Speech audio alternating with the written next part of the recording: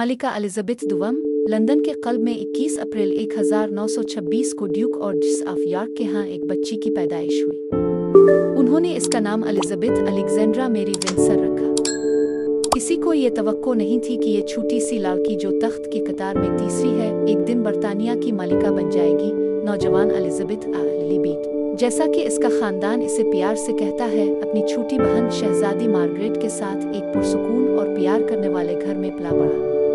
वो घोड़ों, कुत्ते और बाग में खेलना पसंद करती थी। एक बचपन मासूमियत से भरा हुआ था, हालांकि तकदीर के दूसरे मंसूबे थे। एलिज़ाबेथ की ज़िंदगी 1936 में हमेशा के लिए बदल गई जब इसके चचा किंग एडवर्ड हश्तम ने मोहब्बत के लिए तख्त से दस्तबरदार हो गए। इसका बाप शर्मीला और आजिज़ शहज़ादा अल्बर्ट अचानक किंग जॉर्ज शशम बन गया और एलिज़ाबेथ सिर्फ 10 साल की अब वारिस बन चुकी थी। अगरचे ताज अभी दूर था, लेकिन अब इसकी ज़िंदगी पर फ़र्ज़ का भारी साया था।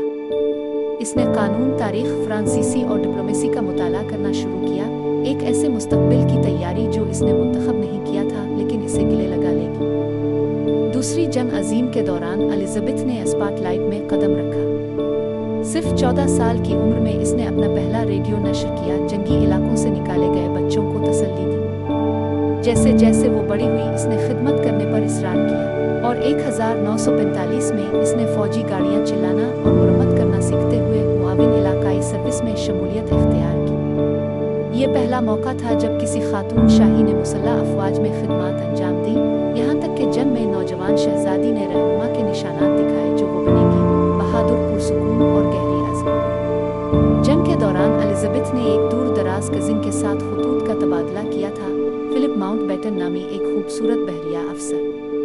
उनका रिश्ता बढ़ता गया और जंग खत्म होने के बाद उन्होंने 20 नवंबर 1947 को शादी कर ली।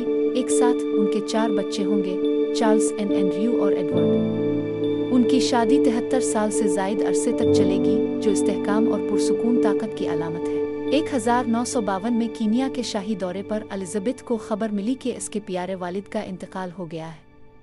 सिर्फ 25 साल की उम्र में वो मलिका एलिज़ाबेथ II बन गईं। इसके अर्द गिर्द दुनिया तेज़ी से बदल गई। इसने 14 बरतानवी वज़राए आज़म को देखा और ट्रूमैन से बाइडन तक 13 अमरीकी सदूर से मुलाकात की। इसने बरतानवी सल्तनत को कॉमनवेल्थ ऑफ नेशंस में तब्दील होते देखा। उन सब के ज़रिए वो तसलसल, फजल और फ़र्ज की अलामत बनी रहे। अगरचे दुनिया भर में इसकी तारीफ की गई, लेकिन इसका दौर चैलेंज के बगैर नहीं था।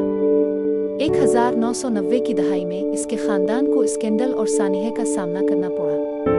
इसके बेटे चार्ल्स की शहज़ादी डियाना से परेशान कुन शादी और 1997 में डियाना की अलमनाक मौत ने बादशाहत पर अवाम के एतमाद का इम्तिहान लिया। लेकिन एलिज़ाबेथ ने हमेशा की तरह कौम से खिताब किया, नायाब कमज़ोरी और हमदर्दी का मुजाहरा किया। इसकी खामोश ताकत ने लाखों लोगों के दिल जीत लिए। 2022 में मलिका एलिज़ाबेथ दुवम ने तख्त पर 70 साल मुकम्मल किए, अपनी प्लैटिनम जुबली मनाते हुए। ऐसा करने वाली पहली बरतानवी बादशाह थी।